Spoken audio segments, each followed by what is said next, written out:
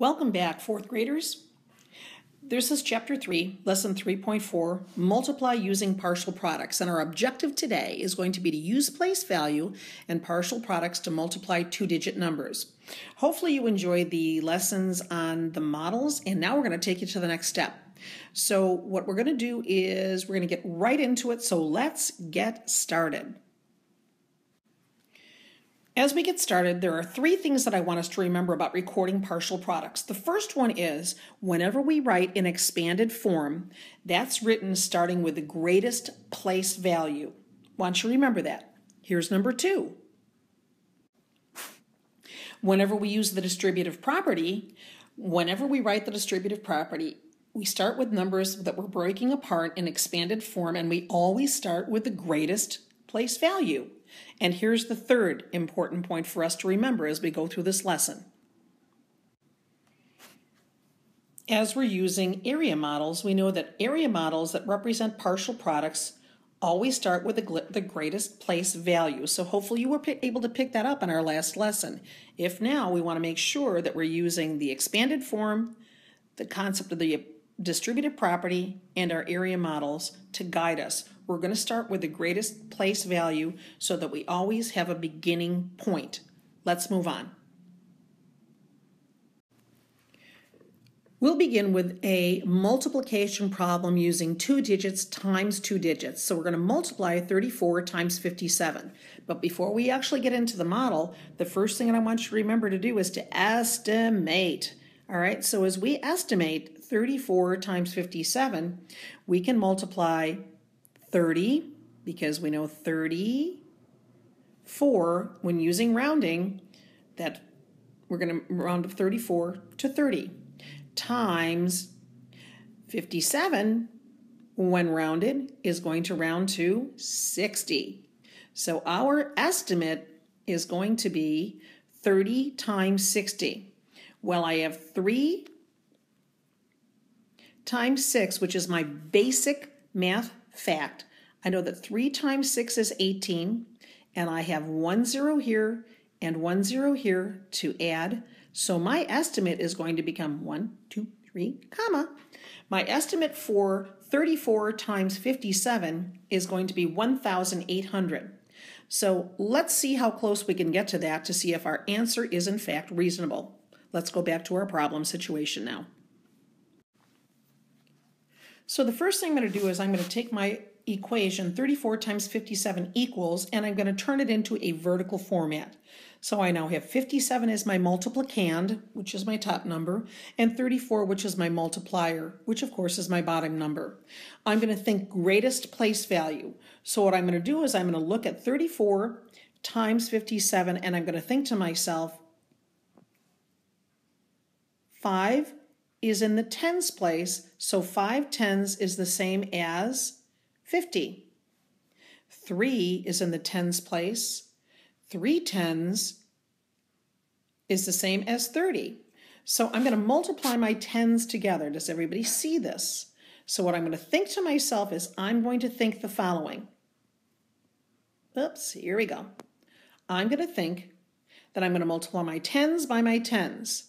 So 30 times 5 tens equals 150. Whoops, got to have the equal sign, equals 150 tens.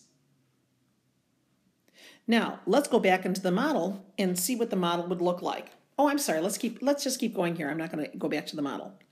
Once I think of that, I'm going to say, okay, I'm going to take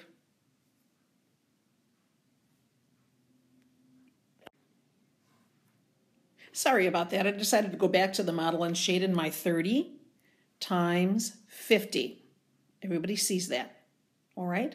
Now notice that I have a rectangle, and I've drawn out my rectangle, and I've tried to set up my partial products. I've actually expanded out 50 plus 7 on top and 30 plus 4 on the side, and I've drawn out my model without using grid paper. So you can do this without using grid paper. I've shaded in my 30 times 50. All right, let's go back and take a look at the rest of the problem. Now my next step is to multiply the tens by the 1 column. So I have 30, 30, which is my 3 right here, my multiplier, times 7 ones. So I have 3 tens times 7 ones equals, well, this is interesting. 3 times 7 is 21, and I have 1 0 here. So 30 times 7 ones equals 210. Okay, let's go back and take a look at our model now. In my model, I'm going to shade 30 times 7, and this is 210. So right now in my model, I know that I have 1,500 plus 210. That's what my model shows me. Let's go on to the next step. My third step now is to think about, because I'm all done with multiplying my tens, I'm going to look at my multiplier, my bottom number, and I'm going to look in the ones column. And I see that I have a 4. Now I'm going to multiply the 4 times the multiplicand digit in its greatest place, 5, which is equal 5 tens. So what I'm thinking about here, boys and girls, is that 4 times 5 tens, which I know is the same as 4 times 50. Let me look at my basic math fact. You're right. 4 times 5 is 20. Well, that's a horrible 2. Let's go back here. Is 20. And I also have this 0 to bring down. So I know that 4 times 5 tens, or 4 times 50, is equal to 200. Now I'm going to go back to my model, and I'm going to see how I'm going to shade my model. Looking at my model, I know that 4 times 50 is equal to 200. So the way I've drawn my model, I'm shading in now this lower quarter or quartile of the model. And this represents 4 times 50. Okay, let's go back. Take a look at what it is that we need to do in step 4. My final step here is to take a look in the ones column, and I know that I have 4 in the multiplier and 7 in the multiplicand, so I'm going to multiply 4 times 7 ones. Easy breezy. I know that 4 times 7 ones, it's 28 ones, or 28. So I'm going to go back to my model, and I'm going to shade in my last part of the model, and then we're going to go take a look at this entire product, or this entire process, in a vertical format. The last piece in my model that needs to be shaded is that which is 4 times 7, which is 28. All right, let's go back to our model. Let's go back to our equation. So as we look at our 2-digit times 2-digit multiplication with our partial products that we have used, starting with the greatest place value, we come up with a partial product of 1,500 plus 210. That's a strange little 0.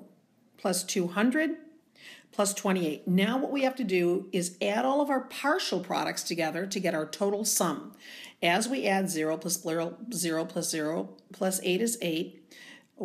0 plus 1 plus 0 plus 2 equals 3. 5 plus 2 plus 2 equals 9.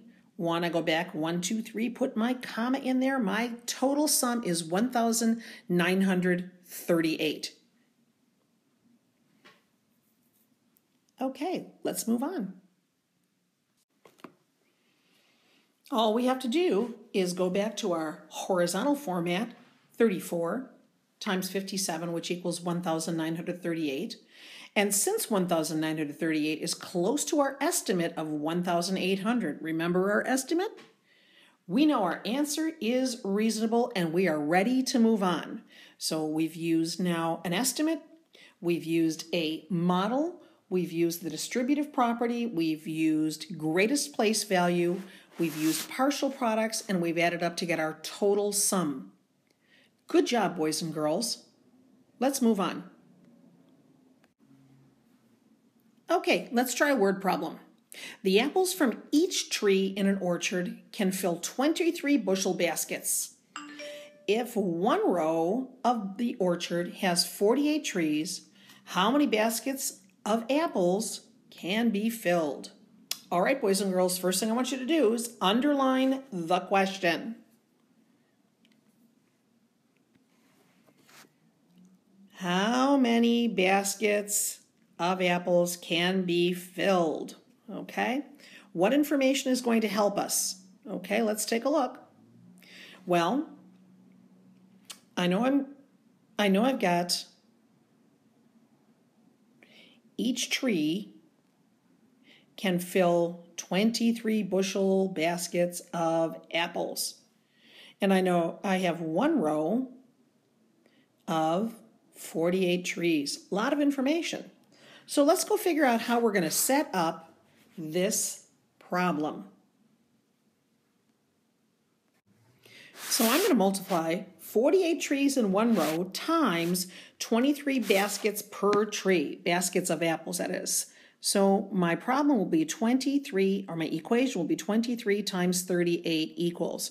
Now, once again, before I get started, first thing I want to do is estimate. Oh, that's great. That's crazy. Estimate.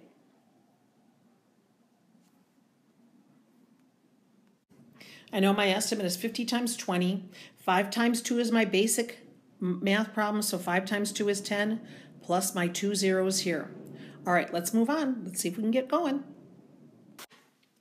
Putting my equation into a vertical format that's up and down, I'm going to start working with my largest place value first. So I'm going to say 40 times 20. So 40 times 20, there are 2 zeros. 4 times 2 is 8. All right? Let's move on. 40 times 3.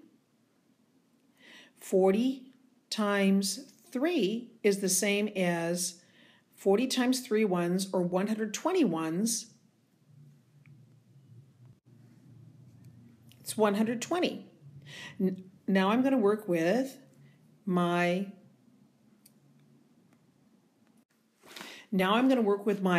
multiplier, and I know that 8 times 20 is 8 times 2 is 16. That would be 16 tens, or 160.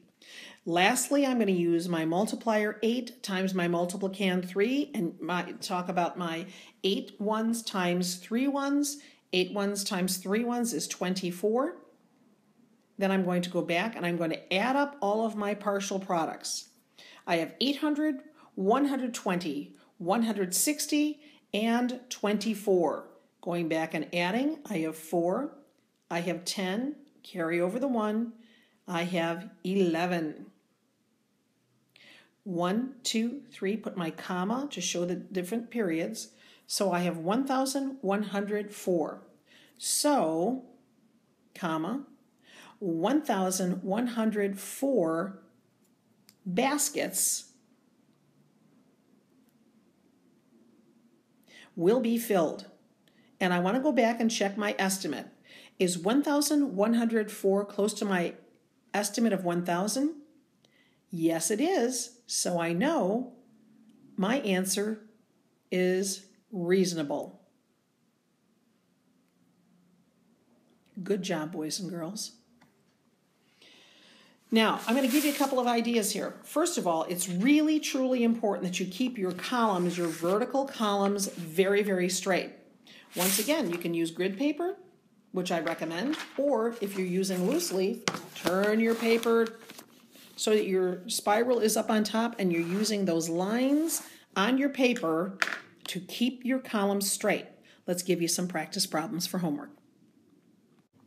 Here you go, boys and girls. I'd like you to solve the first problem, 24 times 34, using an area model. For 2, 3, 4, and 5, I'd like you to use the partial products method to solve, showing me partial products from the greatest place value to the least place value as you record your partial products. Thank you. See you tomorrow.